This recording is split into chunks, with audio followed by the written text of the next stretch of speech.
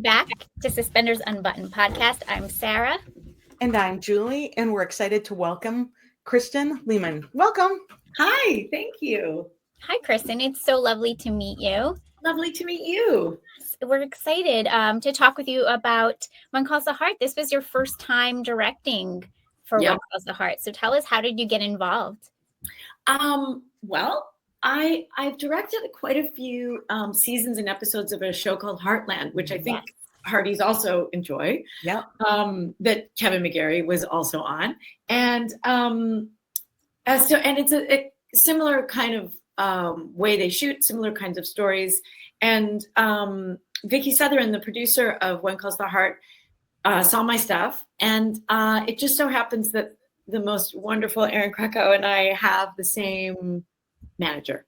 Oh, right. There were a lot of forces that were coming together and ingredients that worked well together for me to get in front of everybody and then join the slate of long-standing, very, very veteran, very seasoned, very talented directors. I really was excited to do the show, and I felt I had really big shoes to fill. You know, this show's been going for so long, and it's beautifully shot. I respect the actors so much. They're so well trained. Everybody that makes the show is so good that I was, rightfully respectful and ready. but it's exciting to step into something and bring maybe a little new piece to something that's in its 12th season. Yeah, I mean, when you're a visiting director on any show, you're a guest. You're not really joining to be a disruptor. So I, coming in as a new director, I was very much aware of what worked very well for the show. Mm-hmm. And I didn't really worry about how I would make my own mark, because in truth, the reality is I'm a new person. So there's already going to be newness. There's going to be newness of rapport. I had great scripts that gave everything that I needed. And so kind of the fact that I was very well versed with all of the actors, many of them I'd already worked with, and I watched, I think I watched 8 seasons of the show, which has changed along the years. It has changed a lot. Yeah. So having watched that many, I kind of felt like I understood the show, and then the freshness that you were speaking of, Julie, kind of comes in your rapport with the crew and the actors, and I'm really lucky. I just really had that instantly, partially because I loved everybody so much. I admired their work so much. It was such a pleasure to be there. And we had great scripts. So when you were getting ready and preparing to join One Calls the Heart, and you were watching those 8 seasons, what's something that stuck out to you or just kind of sat with you from those seasons that you watched? On a couple different levels. I was struck by how beautifully filmed it was. I think the cinematography is beautiful and consistent. And obviously the tone of the show has changed. And so as a director, from a technical point of view, I was looking at how they use their camera, how they cover, what tools they're using. Mm-hmm. So from a technical perspective, I was looking at that and was thoroughly impressed and just thought it was so beautiful, and I was in good hands. And then from an acting perspective, I was just so incredibly struck by the effervescence and the joy and the great skill that has never dwindled, that everything is consistent, sustainable. Obviously, the show progresses through time. So I really loved the way they handled that visually, and looking at how they handled new romance, new relationships, new characters. I thought everything was just so beautifully tempered, like good tempered chocolate. So I was like, okay. It has its own momentum when a show has been on for that long, and you've got people who technically really know what they're doing. You really have the good fortune as a director to come in and jump into the flow that's already working. There is some amazing flow. So you were the director for episodes 7 and 8. So let's talk a little bit about Dance the Night Away, because this episode just brought us a lot of amazing things. But it opens up with this beautiful but short coffee horse riding moment while Elizabeth is journaling. Yeah. It's kind of it's not very long, but it's just a stunning shot. What were you looking at bringing that? This is embarrassing. Will you refresh my memory? It's them riding across the field, yes? And then right, coffee. They have coffee. They have coffee, right. Okay, so that is a beautiful example of the necessity is the mother of invention. So it's written that it's this glorious field ride, but it's horrible, horrible weather. And there's no beautiful flowers and no beautiful lush barley fields so I was like, okay, so Andrew Coppin and I, the DP, we were like, okay, well, we're going to lean into the sort of more like fox hunt vibe of movies like Far From the Madding Crowd, Terrence Stamp and Julie Christie, that sort of like quintessential mist and the moors and that moment that was turned into the blanket and the coffee moment under a tree was supposed to be them out in the field. And we were like, well, we got to move it. We're going to have to separate it out and put them undercover and then justify why they're undercover. So that whole romance was built because we were like, how are we going to deal with this horrible, disgusting rain? And it worked to our favor. Yeah, that worked beautifully because it's like it's so short and so many people have edited that so many times into their reels. I'm glad. I mean, even the colors are beautiful. Yes. Yeah. I'm glad you said that because there is something to be said about things that aren't perfect also being beautiful. And so rather than worry about that, we just leaned into it. I said, well, mist is beautiful too. Yes. Fall, things that when they're dying can also be beautiful too. So that was it. And you're right. I thought the blanket and the hot coffee was really beautiful. And Andrew Coppin, the cinematographer, is responsible for a lot of that. Any parent with kids knows it's like those stolen moments. Right. That is when you get away. So it just felt very relatable too. Oh, good. Yes. And then we have a really fun scene in the saloon where people are kind of coming and going. But it's the first time we're watching Ava, who's playing the piano and she's singing Ain't We Got Fun. And Rosemary's kind of throwing some shade her way with the eye rolls and the look. So tell us about how you wanted to handle that scene. We also have Elizabeth coming in and Lee coming out. So like there's a lot of movement happening, but it's kind of three scenes in one, really. Yeah. Maybe even four. Well, I mean, a good script is your map as a director. And that saloon is big. But it's also tricky because the check-in desk is narrow and doesn't move. So, obviously we knew we had to travel because we had to get Elizabeth in and we had to get Rosemary out. And we had the benefit of dialogue to have Ava be in different places. We didn't have to show where she was coming and going from. So we just that's kind of how we approached it, was that it's really 4 scenes in one. So first we see Ava connecting in our big wide, then we know where our 2 gentlemen are. We get in to find out about them. Rosemary enters, then it becomes about Rosemary. So then how do I feature what they're talking about? Because they're talking about the auditions and that's so fun.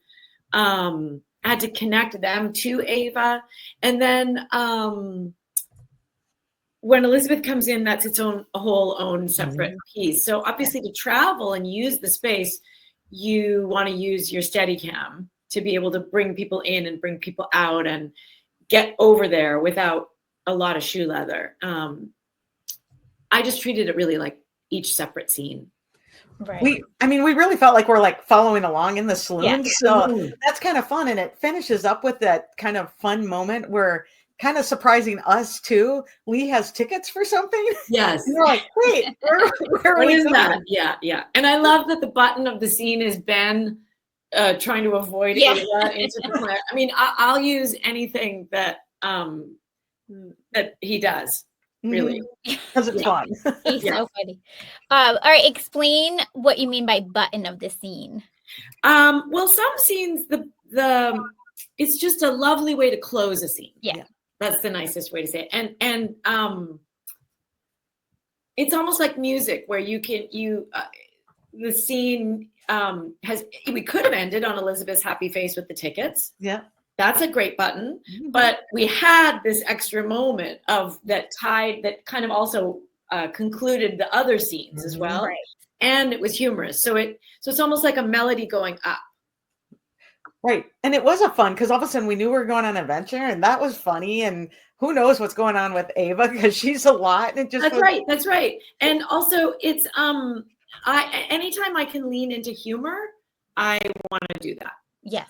Even though, the tone of the show is very much, in the beginning, it was very much not that. Yeah, when there was a mind explosion. Yeah. All the men died. It was very gritty. Yep. It really was. And it was so beautiful and kind of amazing, actually, that they...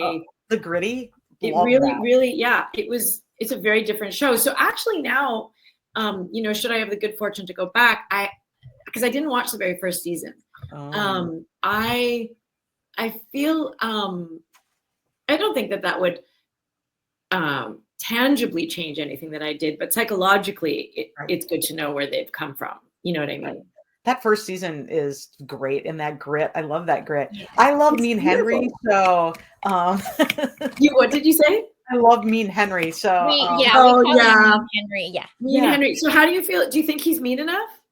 I would love to get him a little bit, a good kind of mean, right? Like how much? Like what do you? Okay, so what do you mean? How much? So we just saw him recently in was it episode 10, where he's helping out with Judge Avery and that situation with McGinty, and also he's been helping Lucas, but we like more of that. I would love more of like that really smart business Henry, who's not afraid. So you don't necessarily want mean Henry. No. You want savvy Henry. Savvy Henry, yes. Like use that meanness, but for the good of the town now. So how did you feel about the scene between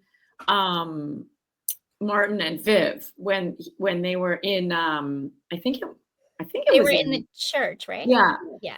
How did you feel about that? Okay, so you do also like observant, kind Henry. Yes, the Godfather. You want a combo. I would love a combo. Yeah. Okay. Yeah. It went from bad to like redeeming him for a really, really long time, and then it was like too good, where we missed that part of him that we learned to love. Yeah. I think Martin probably feels that way himself. Yeah. Martin is amazing. He's not told me that, but my guess is that. Yeah. We love smart Henry. Like in episode 10, he like kind of just turned the thumb screws a little bit, and it's like he's telling McGinty, you're going to agree to this, and this is what you're agreeing to. Right. Yes. Yeah. And then we're not going to do any of that, right? Yes. He's got the goods. So you'd like to see the goods get shown sometimes. Yeah, right? Good. I'm going to tell him. Yeah. I'm going to tell him. We're big fans of that. All in for that. Okay, so in episode 7, we've got tickets now, but we don't know where we're going. So the way it's revealed is really fun. So I love that we don't know that Elizabeth went and asked Lee to get her tickets, and we also don't know that Elizabeth left train tickets on Nathan's desk. Yes. We find out actually in this fun scene where he shows up at her door, and we almost get like the shot all the way through the row house there to see him coming in.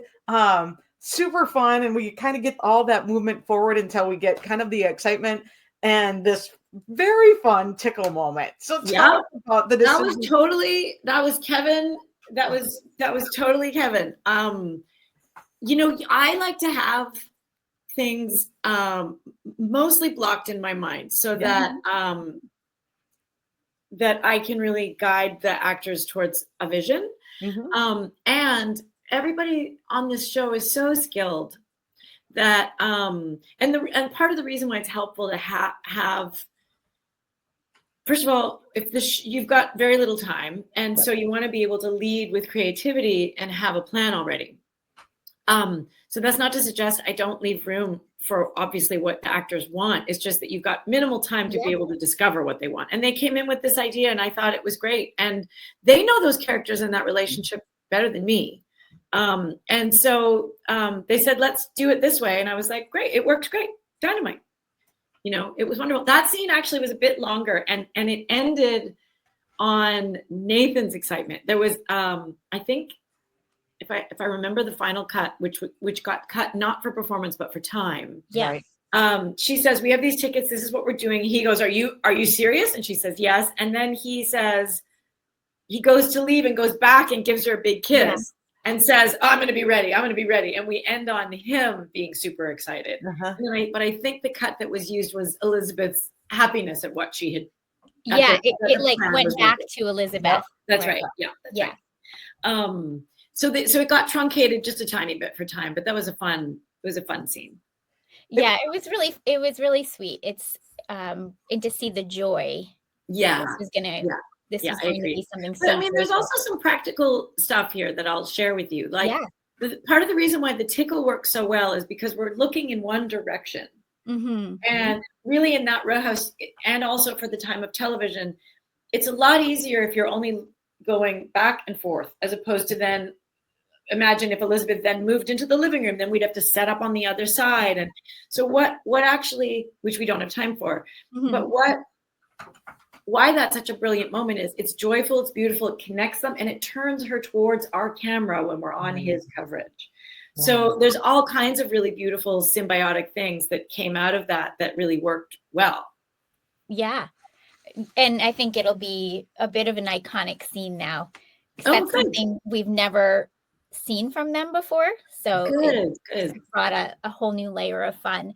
But I feel like we have to get to the party. Sure. There's so much to talk about.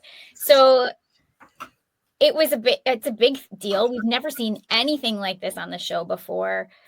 We've not seen a big, huge dance. We've not seen the undercover bit, the costumes, the music. And the singing. Yes. So I don't even know where to start. We should. I mean, you could have imagined in that first season that 12 seasons later there'd be duets and Exactly.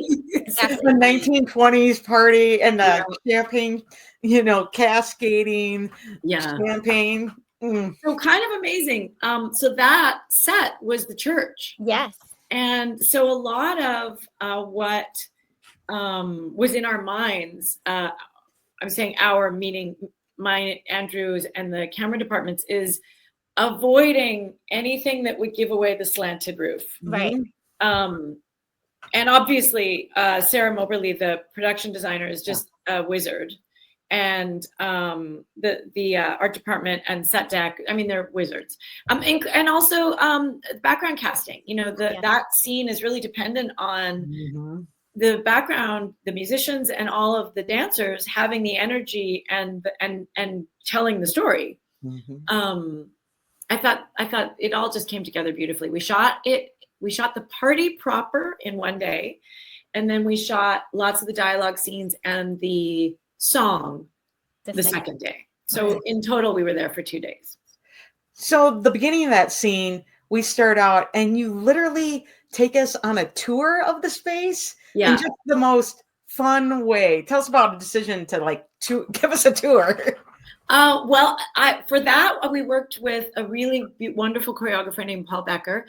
And again, that scene also was a bit longer. It started on 2 dancers outside of the curtains, and they danced us through the curtains. And then due to time, we end up, I think, picking up with champagne glasses, don't we? Isn't that how that one starts? Yeah. So part of why we were working with the choreographer was because I wanted dancers to bring us in. Yeah. And then also Paul was in charge of what the rest of the background was doing when they were dancing. So I think at one point after we were off the tray, there's a male dancer who brings us over to the bar. Yeah. And he actually was the thing that brought us all the way around. Okay. And then you'll notice, I think he brings to the bar, and then there's a woman who crosses behind and they dance a bit, and then we find Nathan. Then we see Nathan. Yeah. So I gave Paul the music we would be using, the floor plan, and a general idea of what we were wanting to achieve.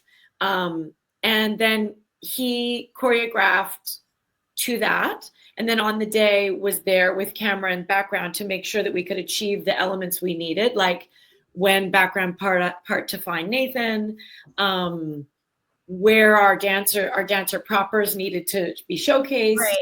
And then also things like I had said to him later when Nathan and Elizabeth are learning to dance, or sorry, when Nathan's learning the Charleston, I'd said, here's a couple things I want, because I knew that we had a tool to get up above them. I want the dance floor to look packed, and I want common elements. So at some point, I want everybody to either do it, whatever the common element is either they grab themselves, or they clap, or they raise their hands, or something where you can see en masse a real impact. So that is what he gave. So you'll notice in all the kaleidoscope lenses, they're all kind of doing this, and it was just so much fun. Some of it is because he's such a great choreographer. Some of it is also because Josh, our Steadicam operator, is so good. Some is because the background were excellent, our actors were excellent, and I knew what I wanted. Right. Yeah. Yeah. I mean, it was so much fun. And I loved that it was this big party scene, but then we also have a lot of these small moments. Yeah. We didn't miss the moments because the party was so busy and yes. loud. Yeah. I loved that scene. I thought it was great. I mean, it took focus, but it was really fun. And everybody just was because it was new for them too, there was a real momentum and a freshness and an excitement because it was new to the show. So I had the real benefit of that with both my episodes, actually, of having stuff that was engaging for the actors too. So they were having a great time. We had a great time. And then I knew, because I'd been researching 1920s flapper parties, I'd looked at some documentary footage of real parties, and they were really wild and very hardcore. Like, people were slipping on booze and falling and cracking their head, like literally, but they'd get up and keep partying. And I was like, that is insane. Those times were insane. People were really needing to let off steam. But one of the things that when I was researching it that I really enjoyed was all of the Busby Berkeley movies that he was a choreographer and a director that was famous for using shadows and angles in big dance numbers. And so I researched a lot of his work, and one of the things that he's known for is using a kaleidoscope lens. Right. And so I went, well, this is different for the show, but it suits the environment, and it's the way movies of the time that's what they used, right? So the viewers, modern day viewers, shouldn't feel too jarred by it because it's been used before and it's synonymous with that time. Yes. So it just so happened that the camera house had one of the lenses come in, and they built a motor for it because it turns on the camera. And Andrew, the cinematographer, was excited to do it. And it was just great. It was so much fun. And I also love that overhead shot of Elizabeth throwing the tinsel up. I just thought, what's going to show a real contrast from Hope Valley, because it's supposed to be a city. Yep. Yeah. What's going to bring us joy? What's going to show, what's going to be visually just so sumptuous? And in my mind, I privately hoped that I would give footage that Hallmark used to promote the season. Yes. And they did. And they did. Yeah. Mission accomplished. Yeah. So that's something you brought to the table, the idea of throwing up. Yeah, I knew I wanted an overhead shot, and in the prep meetings, one of the things that the production designer Sarah had said is, she said, they used a lot of, because we were like, how do we make the church seem like a wealthy party? And so we were talking about, but we still needed places for lighting, and the camera still needed to be able to move, and so on and so forth. She said, well, they used a lot of tinsel back then. And I said, brilliant. We'll use tinsel, and then we'll throw it up into the camera. And that's kind of how it evolved.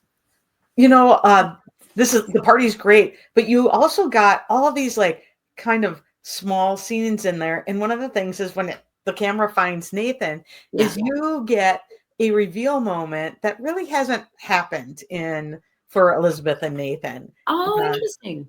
So, what do you mean? What do you mean by that?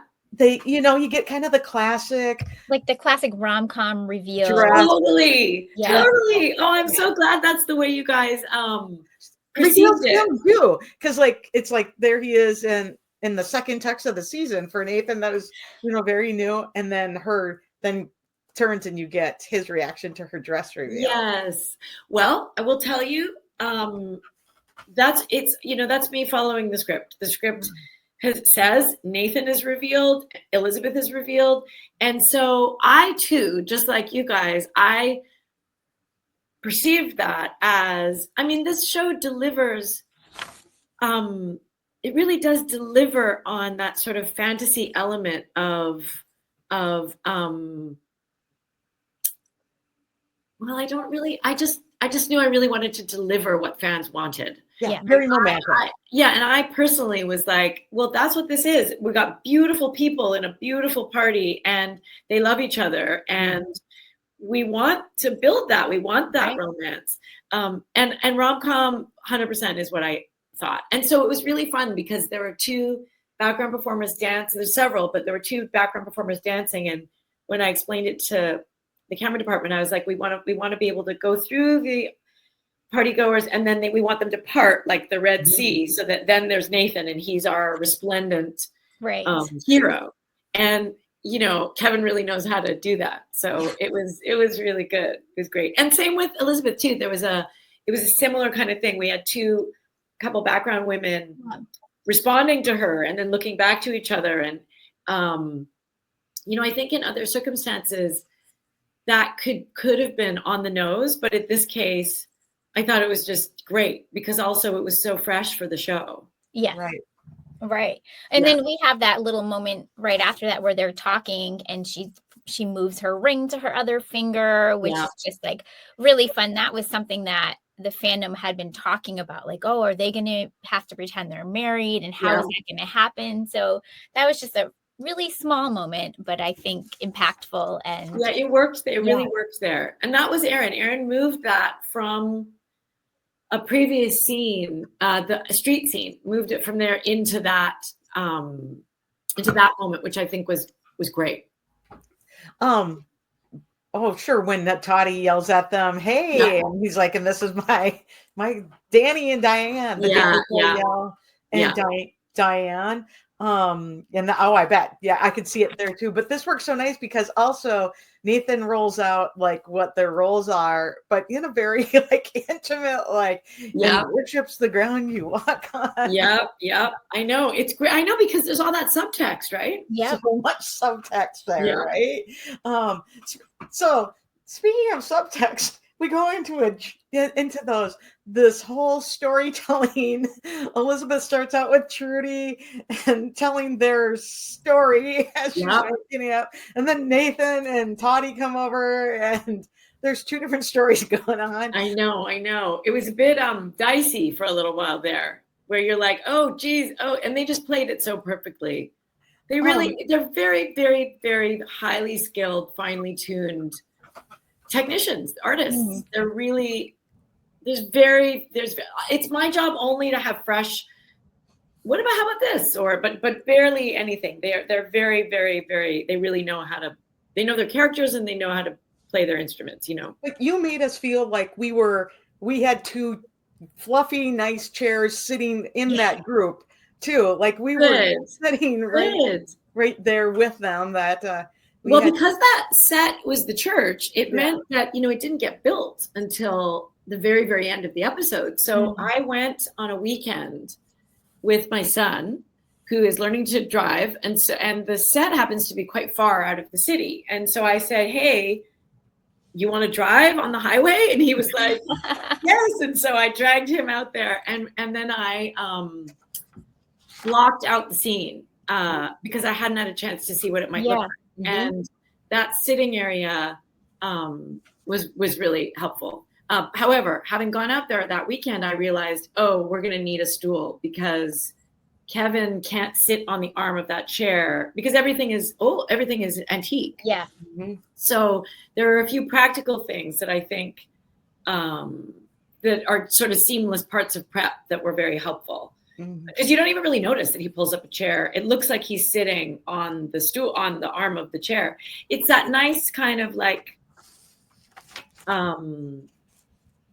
connected separateness from the party that worked really well. Right. But that's again a testament to Sarah's production design and set deck and art department making it happen. I mean, they really are magicians. So when you were doing that moment and the party's still going on around them, but we're kind of zoned into the two couples, how do you film that? So everything's going around in the background and it's still busy and fun, but we're really not paying attention to it. Right. Well, part of that's because we already know where we are. So I think it's an act opener where they finish dancing. Toddy says, "Let's go to the bar," and Trudy pulls Elizabeth over to the seats. And in the course of their talking, Trudy and Elizabeth, I think there's one shot where we go back to Nathan because he sees Elizabeth toss her champagne in the plant. Yes. So there's enough places where the audience, you already know where you are. You've seen in that kind of wider shot back to Nathan that the party's still going on. Yeah. We've seen as they walk over to the chairs that they're still serving lots of drinks and still going on. So that's a great example of how we can get intimate and you haven't forgotten there's a party going on because just a few moments ago you saw enough to know. So now you're engrossed in what they're saying as opposed to trying to figure out what's going on around them. You know what I mean? Excitement of the party. Yeah. It's fun misunderstanding going back and forth. There's a lot of great dialogue that happens there. Yeah. Really and the looks are selling everything. But there is a moment where, Nathan breaks from Danny and gives that Nathan answer. Yeah. And we're just all like focused in on that. Like, how you brought us in closer or something for that, right? That was a single, so it's just on him. Yeah. And it corresponds to a scene that actually didn't make it into the episode. Oh. So I actually don't, I think probably Paul would have still put it in there. Will you remind me who wrote that episode? I apologize. Is it? It was Derek. It was Derek. Sorry. Derek. I thought it was Paul Redford for some reason. But okay, Derek. Yeah. I think Derek probably would have had Nathan break from character regardless. Yeah. So anyway, so further to that, in the scene in the party, the reason he's singled out is because it's going to pay off and be important. Okay. It still worked. It worked. Yeah, it does. Yeah. Because everybody knew he flipped to reality. He's the man wears his heart on his sleeve a bit. Like that's part of Nathan's character, right? Yeah. So no one had any trouble jumping right to that scene, right to that moment, which has so much. That scene is beautiful and just has so much subtext in it. Like everyone loves it. Probably. No, there's some coverage and there's some there's coverage that we didn't use a ton of. Like what was interesting to me is that so once an editor does a pass, then I do a pass, then it goes to producers, then it goes to the network, so it's out of my hands after a certain point. And actually what they used more of than I did, which I still thought worked beautifully, is the kaleidoscope lens. I did use the kaleidoscope lens, but I didn't use as much coverage as they did. I used more of the overhead coverage of the large group dancing. And I thought what they chose to use was beautiful. And I was grateful that I loved all the coverage I gave them so that whatever they reached for, I knew I was happy. Yeah. I think fans really loved that kaleidoscope coverage too, just because it was fun and it was fun. Gave you that time period. Yeah, this whole adventure really brings us deep into we're in the 1920s. We are not in the 30s, right? But I actually think it's only 1921. I know, yeah. So I was like, what? Maybe a little early, but Hope Valley timeline is a little it's mushy, a little mushy. It's a little mushy. Yeah. We're okay with it. Well, I think we have to talk about the singing really quick before we move on to episode 8. So we know that was filmed on a separate day. We know they changed the song. Is there anything else you want to share with us about that? Well, again, it's just a testament to what incredible actors and performers Kevin and Aaron are. I knew, because was so much going on, they picked the song, and which to me made perfect sense. I'm like, you're the ones doing it. Yeah. They picked the song. They are such good friends that their rapport is so easy. They had already got it in. I mean, they worked with our music supervisor, but also together on how they wanted to present it. I had to do very little except feature them, just lean into what they together had cooked up. We all understood what we were conveying, that they didn't, that shot that travels with them to the stage. All the background performers that were at the instruments were all actual musicians who were miming playing. We didn't even have very many takes. They were just so good. It was we just had to point the camera at them, really. I know that sounds boring, but it's true. Well, these two both have big musical theater backgrounds too. Right? These are musicians. They are vocalists. Which I did not know actually about Kevin. I knew about Aaron, but I didn't know. So I was. Oh no, totally. In fact, Kevin's the one that found the song. Yeah, no, big musical theater people. He's got a big musical theater background. And so fans know this. So it was very exciting to get a moment where they're singing. So when you're filming them, did they end up doing?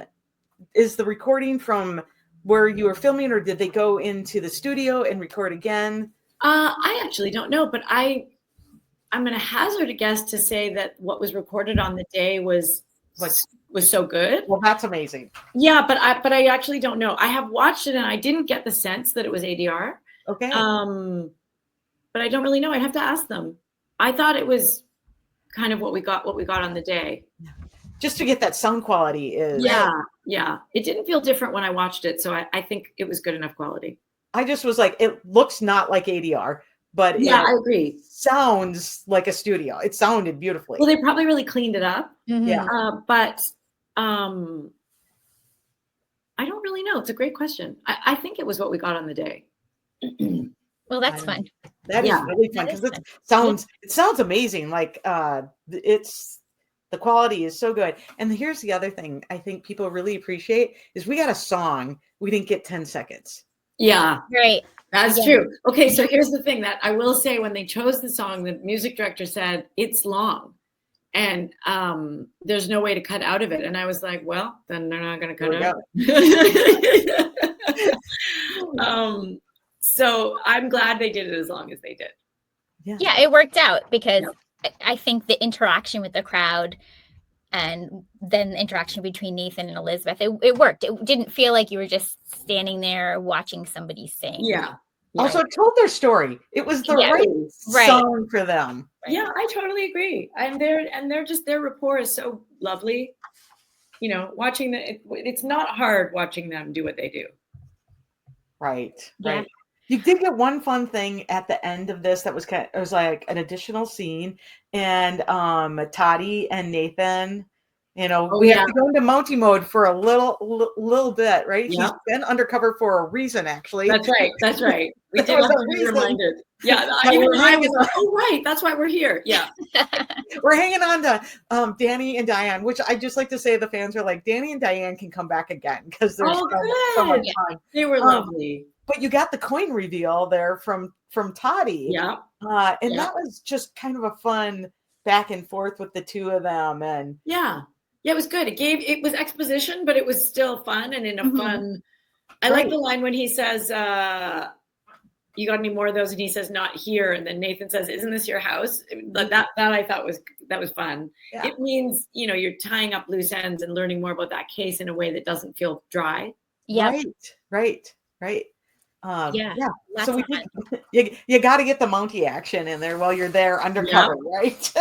Very true. Right. So you also directed episode 8, which was The Show Must Go On, where you had another element that we have never seen before on the show. We get to see a radio production, radio show. Yeah. I love that. I wish actually it was I mean, the story didn't leave room for it, but I actually wish we did more of the radio play. Yes. Yeah, it was just everything that your show does so well in terms of that many cast members, Right. connected, community, enjoying each other, humor with Ned in the back, and it was just I really loved that, and I thought it was photographed beautifully. It was a fun adventure because really in episode 7, you got to reveal it's the importance of being earnest and and all that fun. And, and there were little Easter eggs in the episode. So the scene where the new owner of the station comes in, they're while they're working, they're eating a cucumber sandwich. And then he enters. And then when when Rosemary says, I don't know, Molly, after the infirmary scene, well, I don't know what I'm going to do. I have to go. I'm going to have a cup of tea. So there's all these sort of homages to the play that were written in, which was great. Right. And the play in itself is a little bit of an homage too. Like, yes, that's right. Aaron Krakow and Ben both were in that play. Yeah, that's right. Yeah.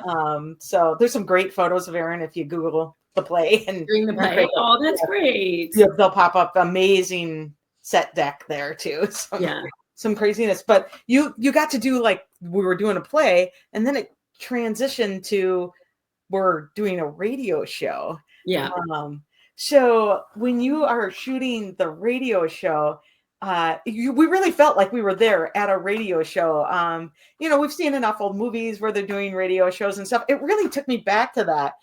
Tell me about making some of those choices for how the radio show is going to shoot. Well, the thing that audiences for the show now obviously are familiar with the fact that Rosemary's been doing the radio show, and that it's a new way that people are sharing ideas and getting news and so on and so forth. And obviously a natural extension of the newspaper kind of thing. But it thus far, it had only been one microphone. Mm-hmm. Right. Then we had when Elizabeth is talking about her new curriculum. The daily dialogue. We had to bring in another microphone. Mm-hmm. And then to do the radio play, I knew I wanted them standing, and I knew I needed a microphone for Ned, and I needed the 2 microphones for our trios to be around, they're trios. And the reason I mention it is not because I, reinvented the wheel, but because the show had only had one microphone. Yeah. So sourcing antique microphones is actually apparently hard. So there was a moment where they were like, "Oh, can we do it with less?" And I was like, "No, we cannot." So that was a bit dicey, and also building the stands for them, they're antiquities that are actually expensive and not easy to find.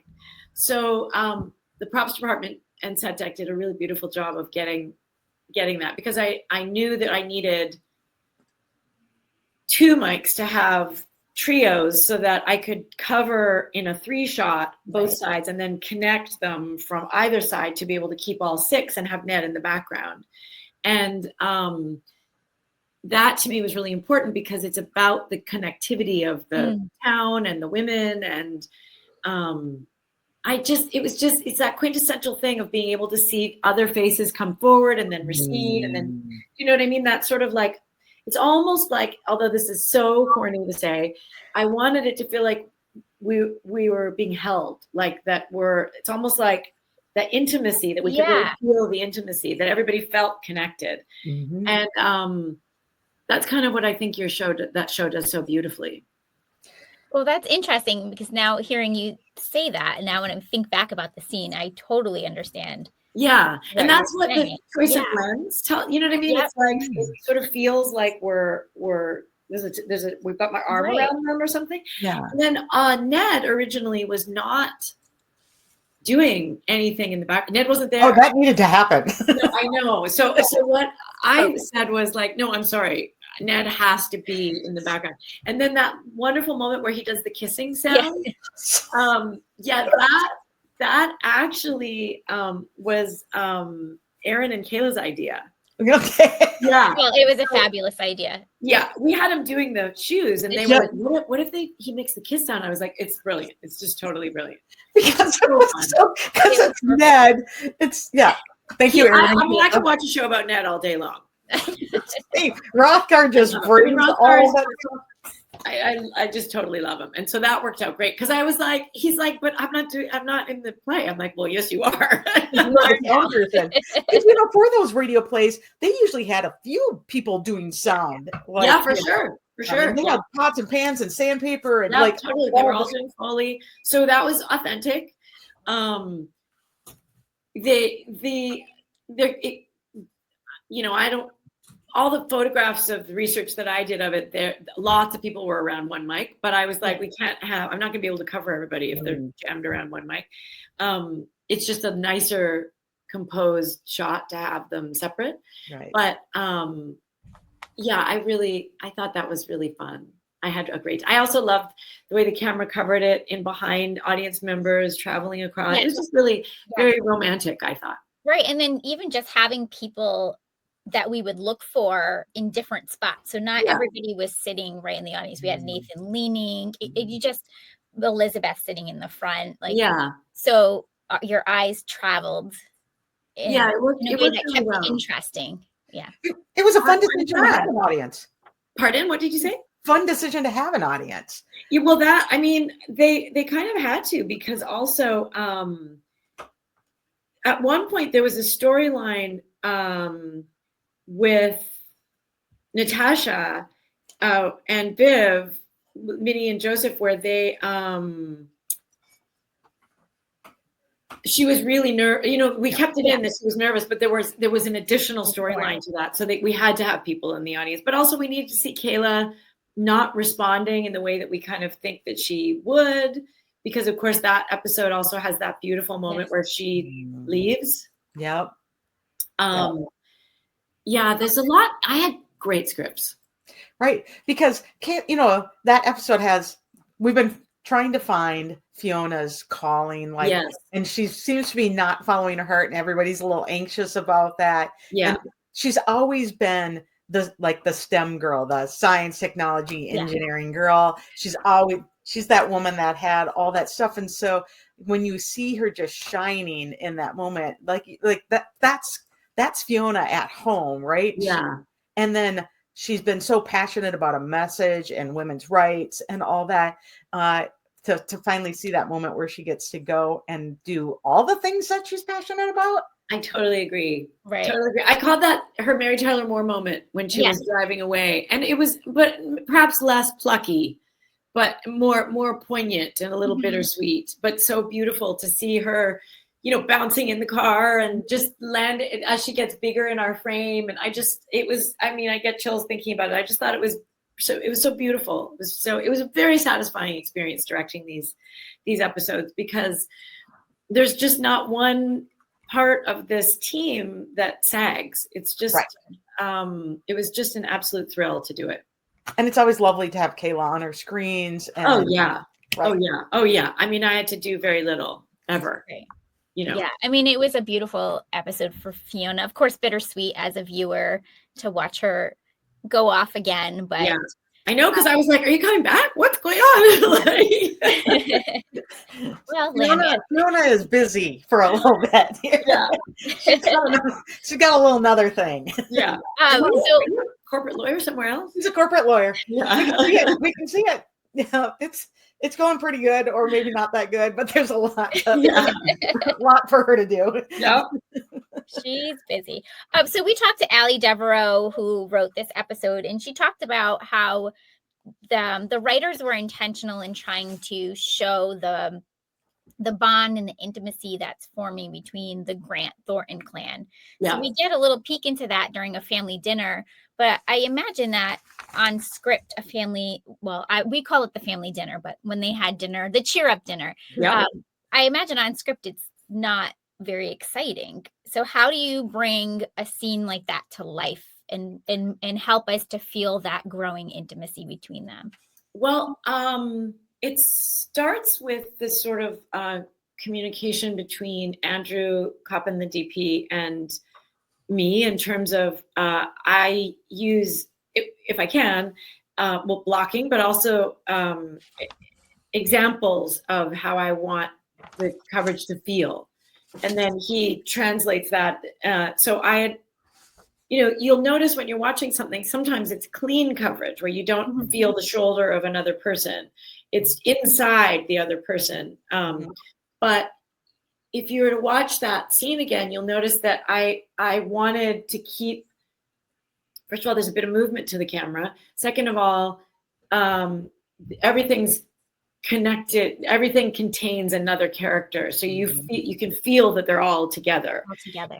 Yeah. And I think one of the things that I thought, it's very small, but I thought worked really well, was having Kevin touch Jack's head. Yeah. And then also there's another moment where Ali is talking to Elizabeth, saying, I don't know what that woman was talking about, but I never loved school more. And we connect back to Nathan, back at the stove, overhearing. So keeping everybody connected in the coverage was very important to me. And I also thought the tableau of, similar to how I approached the radio play, keeping that sort of growing familiarity, that growing intimacy, right. In the sizes that we chose, in the angles that we used, in moments like seeing Nathan over here and how does he feel about it as he walks back to the table. Those kinds of things make a difference in a scene that is sounds straightforward, but the way it played out is just the way I read the script to be. Do you know what I mean? The nuances are beautiful. Like you can just see those pieces. Like, yeah, thank you. And I suppose that's really the job of the director, is to sort of go, well, this is how I translated it, right? And then because everybody is so talented on that show, it gets executed in that way. But yeah, it's interesting because Kevin said, I don't think I would I wouldn't be I wouldn't be affectionate with him. And I said, what are you talking about? He said, no, he's not my child. I wouldn't do that. And I was like, well, just do one take. And then I was like, and I'm going to use it. but they're blending. And that's right. And now that will inform him. You know what I mean? Yeah. Moving forward. Right. And then, and in a fun, like you talked about familiar, how do we feel familiar in a space? They've had one other dinner with just the four of them, and everyone sat in the same place. Do they? Yeah. And so like we talked about this, we go live after the episodes, and we talked about this, how, us and our families, like that's very real. Like you sit in the same place at the table. And Sarah, did you say you just had like a fight about that at your dinner table? That was me. Yeah. Yeah. I feel like that might have, I think Andrew might have said, this is where they sit. Okay. Like they have a yeah. And I thought, okay, great. Yeah. No, and we noticed that too, and it just is, it's very real. Like that's just a piece that is like, yep, that's where they sit. Yeah. We should probably talk a little bit about Lucas and Edie, that dynamic too. We have that big meeting with the cattleman lawyer. Yeah. Or the Cattlemen Association, and then the lawyer is Edie, and we have McGinty, and we have Al. There's a lot of players in the room for this. Yes. How did you decide to film that one? What kind of magic did you use in there? I have to tell you, when I watch that scene, I watch it because there's one piece of coverage that I didn't get that I wish I'd gotten. So I find your question interesting, and I want to say badly. I covered it badly is what I want to say. But no, I didn't.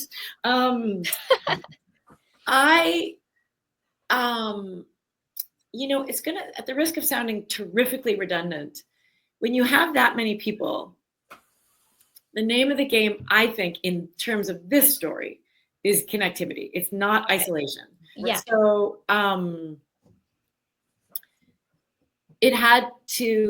I had to feel like McGinty was a real force. Mm-hmm. So having him up by the governor and pacing and trying to take control of the space is a visual cue that was necessary. Having him standing at the back and then moving to the front to take over, sort of to challenge Lucas was important. And, you know, if you're going to do that, but hold everybody in the frame, you can only cover it in so many ways. Right. So, and that room sort of dictates where you can go. Yeah. But there's a couple times, I really like the coverage on the actor who plays McGinty, who is so great. There's a moment where we're kind of on a long lens and it's just McGinty crossing in front of Lucas. And we transfer from a 2-shot into a single, and then it becomes sort of a 4-shot because he's crossed over into Edward and the kids. And that part I love. I do really like that. I like coverage that feels fluid, that feels like it's lyrical almost. But I do wish I got one shot over Allie's shoulder at McGinty when he turns around to her. Oh, yeah. But that could have been good. Okay. I'm going to say, as a viewer, I love how it felt like I was pulled up to a tennis court and they were volleying. It felt like, but not super aggressive. It was all a bit passive aggressive. Just going back and forth. Yeah. And I mean, you know, get rid of the children. I'm not getting rid of the children. Yeah. It was great. I again, the script my scripts were so good. They were not hard maps to follow, you know. And then in your mind, you're like, I hope this works. I have blocked it this way, but does it work? And thankfully it did. So we talked about how you kind of used movement, specifically with McGinty, you know, walking forward and pacing to show that dynamic. But there was also another dynamic. We had the Lucas and Edie dynamic going on, where Lucas is thinking, at least I felt like he was thinking Edie was going to stand up for his side of things, and then she doesn't. So we kind of have this little rift between them. How did you use your camera to show that, or movement, or? Well, it wasn't in that scene per se. That one was pretty straightforward when he confronts her outside. Yeah. It was more in that one. It was more a more straightforward confrontation. Now we're looking here, and now we turn around and we drive back the other way. The movement, I would say, in their dynamic was in the card playing scene in, I think, the episode before. Right. When they're in the saloon and she says, "You want to play cards?" And that one, you know, that was kind of two scenes in one, where you have, you know, I was trying to figure out their dynamic, because here we have this possible blossoming flirtation and relationship, but I would also have to talk about politics, and it's boring. Like, it's totally boring. Politics are boring. And so this scene that I thought was this kind of sexy playing cards actually turns out to be that you want to talk about politics. And so I built a move in where it was like, you think the camera's going in one direction and you think you're going to see one thing, but then you cut to the other side and it keeps moving and you see you're now on the other side. So it kind of builds up this kind of like just kind of helps increase both the sensuality and also a tiny bit of the cat and mouse kind of element. And you can't do a ton of that with this show, because you can't be doing camera language that is just totally off base. Right. But we did a tiny bit of it there. I like movement when I can. I like movement with our actors. I like movement with the camera. And but I would say after when he feels betrayed by her, that was fairly straightforward. Same with when she goes to apologize to him. Right. Yeah. And in some ways, they're kind of straight shooters. Like, that's right. That's right. It works. I'm not playing games. I'm trying to survive. Yeah. So we use movement where we don't really know what's going on. And then when we know what's going on, we're just planted. Yeah. That kind of is the language that we were using. Yeah. Love it. We've taken up a lot of your time. Would you play a quick game with us? I've got probably 15 more minutes. Whatever. Oh, okay. For you guys. Yeah. Okay. Yeah. All right. Let's do it. Let's really do. Oh, it's not a real game. Okay. I feel like there's so much more we could talk about, but let's get to this. Do you have a favorite rom-com? When Harry Met Sally. Yeah. Oh, because it's iconic. It's just the best. Right. I watch it every Christmas. Yeah. I can quote it. If it just comes on to, it's just like now the TV's stuck there. We're not moving. I mean, I have lots of others too, but that one trumps them all. Yeah. It's so good. And it really set the stage for a lot of rom-coms, honestly. You know what else? You know what other rom-com? And it came before When Harry Met Sally. I also really liked what's the one with Diane Keaton and Sam Shepard, and she plays baby top? No, let's see. Hold on, let's look it up. I would say that's my second one. Diane Keaton. I'm gonna look it up while we're go ahead. My favorite search. Dr. Google can bring me all kinds of things. Yeah. While we're looking, what is the next question? Go ahead. Favorite TV series or TV series you're currently binging? Okay, so the TV series I'm currently binging is not necessarily my favorite one, but I just discovered this British comedy called Alma is Not Normal. Okay. That sounds fun. And it is really not When Calls the Heart Fair, but it is the reason I started looking at it is I heard an interview with the woman who created it, and she won a BAFTA for, it's a half-hour comedy about her real life as a child as a ward of the state. And her mother was a heroin addict, and her grandmother really suffered from a lot of mental health issues, and she wants to be an actress, and it's a half-hour comedy. And I watched it because I was curious about people using their real life experiences to tell a story and have it be cathartic and heal from it. And I generally also really enjoy British television. But my favorite TV show is a tie between The Old Man with Jeff Bridges and John Lithgow and Slow Horses. Which is they're both spy dramas. Yep. Yeah. So is the British comedy, is that on BritBox? I watch it on something in Canada called CBC Gem. Oh yeah. But I bet you could see it on BritBox. I bet you could get it on BritBox. It's I'm also always very intrigued and interested in self-created shows. Like me describing to you what it's about, there's no way you'd guess that that's a half-hour comedy. You'd be like, what are you talking about? But so I find it quite fascinating. And the interview I heard with her, she was so psychologically deep and so literate and so funny that I just thought, I have to watch your show. Yeah. And I'm also, there's a Canadian show called Small Achievable Goals that I've been watching as well. Great. Some great recommendations there too. This is how we get all of our recommendations of what we should watch now. We should put out a list of everybody's recommendations. Favorites. We should do that. Yeah. The Diane Keaton second runner-up to When Harry Met Sally is called Baby Boom. Yeah. And it's from 1987, and I'm sure it does not hold up politically, but I remember seeing it when I was a kid and just loving it. You know what?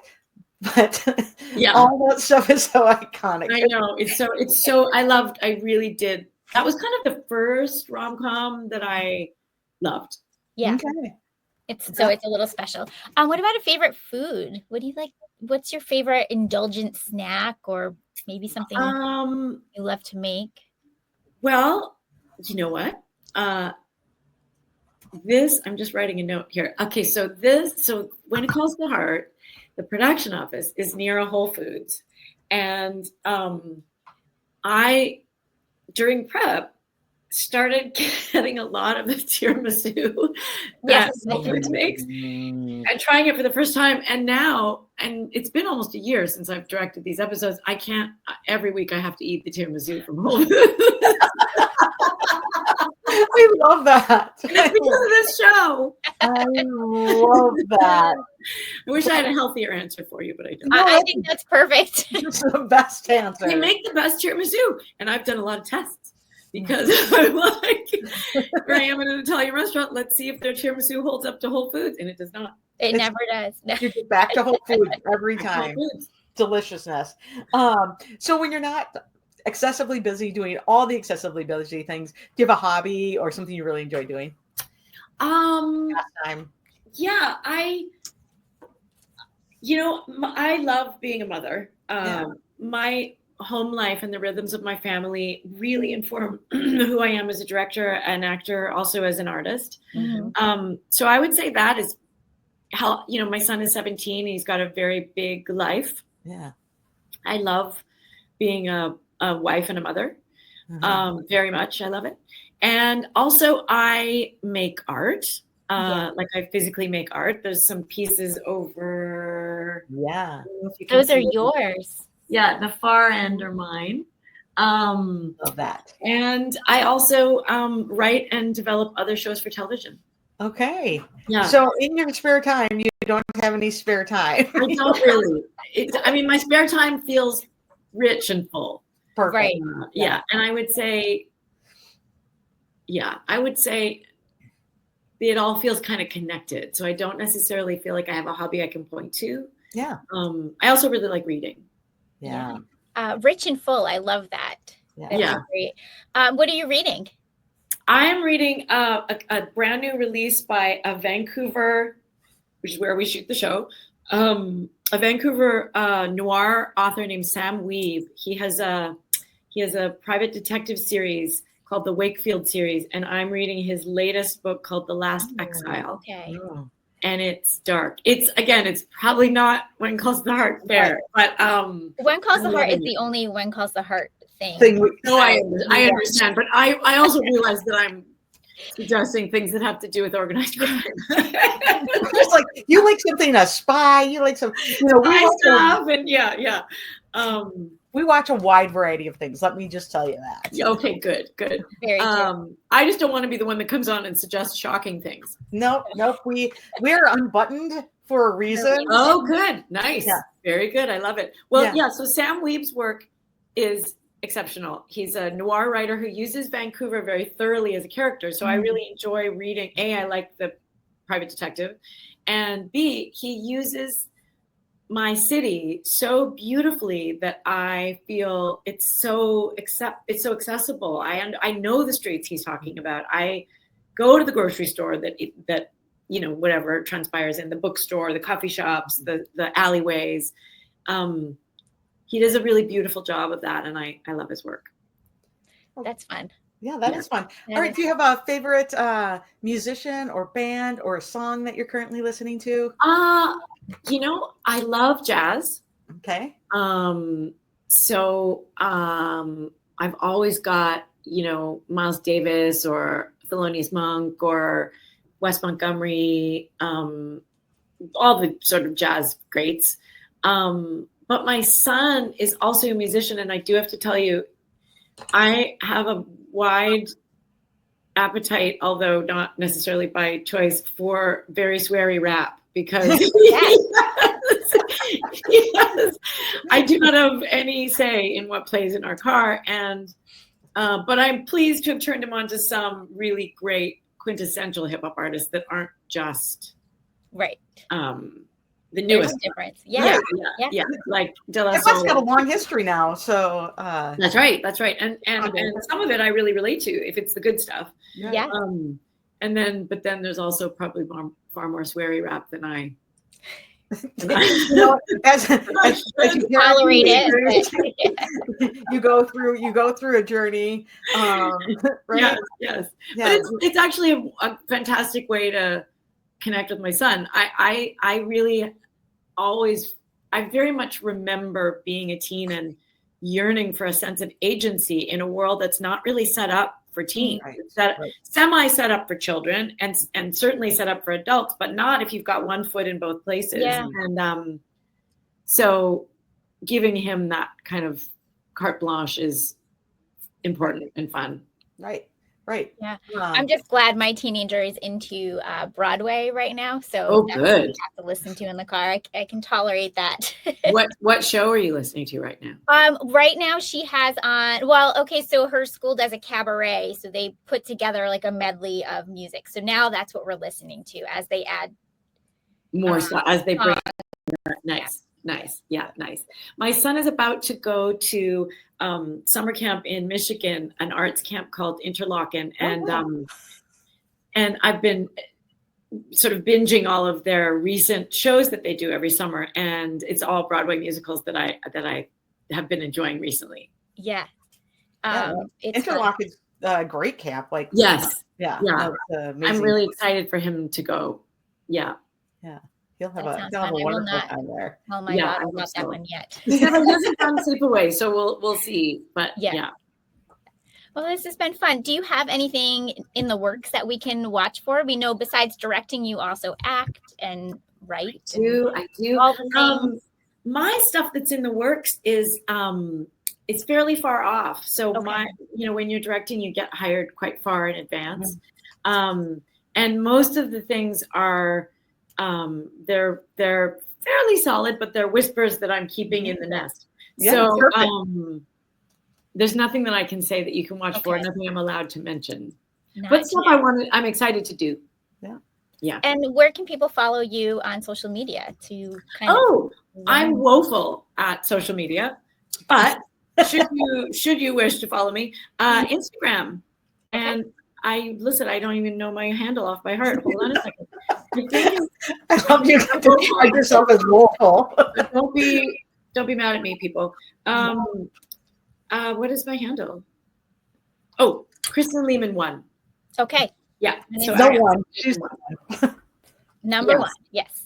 Okay, perfect. Well, Kristin, this has been so fun. Thank you for sharing with us. It's really my pleasure. It's just we love talking to directors. It's just interesting to both of us. Yeah. Well, you guys had great questions, and I'm thrilled to do this because you were making observations in the places where I hope that, the places that moved me. So I'm glad to know that they also affected you. And it's just been a pleasure. Thank you for reaching out.